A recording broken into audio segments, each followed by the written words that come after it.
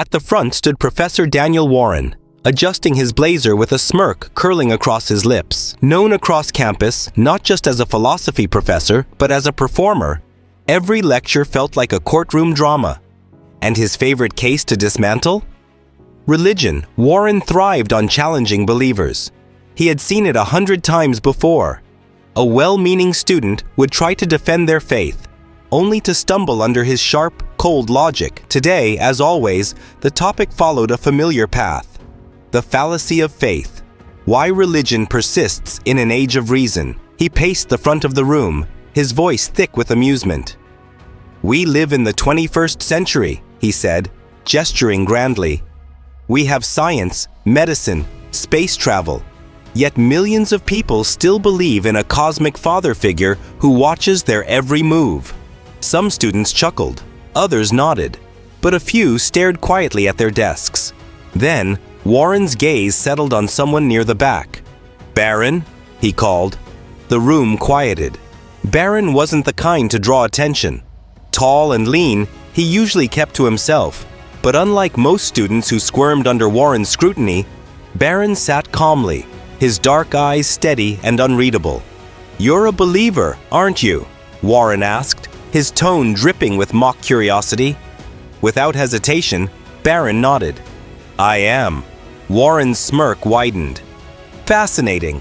Maybe you can help me understand something. If Jesus is real, why do bad things happen? Why hasn't he proven himself?" The class tensed, anticipating the familiar spectacle. But Barron didn't fumble for verses or sputter out nervous defenses. Instead, he simply leaned forward, resting his arms on the desk. "I never said I didn't have an answer," Barron said calmly. "I just don't think you're asking the right question." Warren blinked, his smirk faltering. "Oh? Enlighten me." Barron took a slow breath. "You keep asking why God lets bad things happen," he said. "But the real question is, why doesn't he stop them? Why doesn't he take control and fix the world for us?" Warren clapped his hands together. "Exactly," he grinned. "If I see someone about to get hit by a train and I have the power to stop it, but I don't, what does that make me?" Barron tilted his head slightly. "Are you saying we're all tied to train tracks?"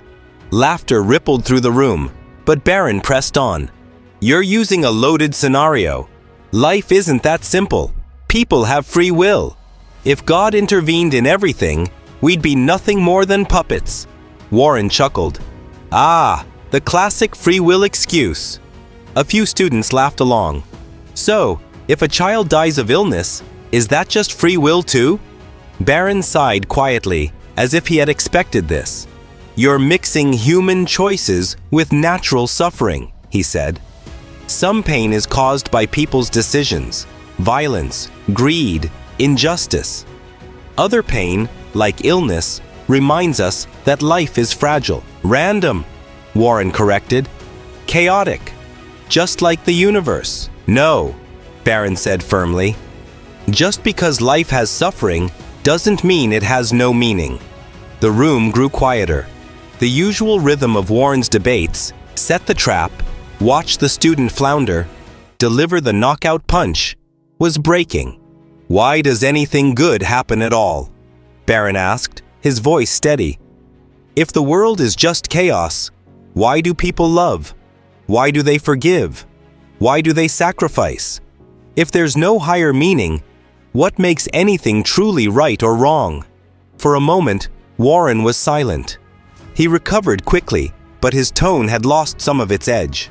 "Morality evolves," he argued. "Societies create rules to protect themselves." Barron nodded thoughtfully. "So, morality is just whatever works for the majority. Then was slavery moral when most people supported it?" The air in the lecture hall grew heavy. Even students who had laughed earlier now shifted uncomfortably in their seats. Warren exhaled sharply. "Morality changes as societies become more enlightened." "What makes that progression possible?" Barron pressed. "If morality is just a human invention, why do we instinctively know some things are wrong?